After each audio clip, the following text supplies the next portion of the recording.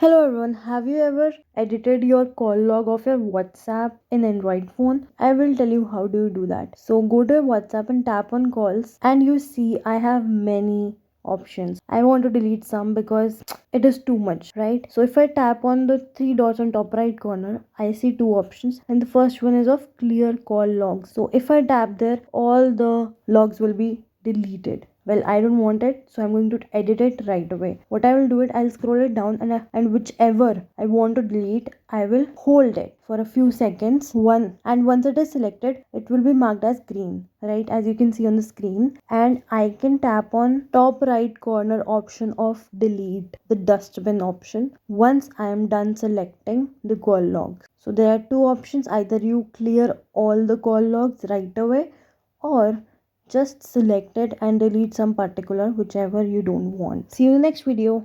Ta-da!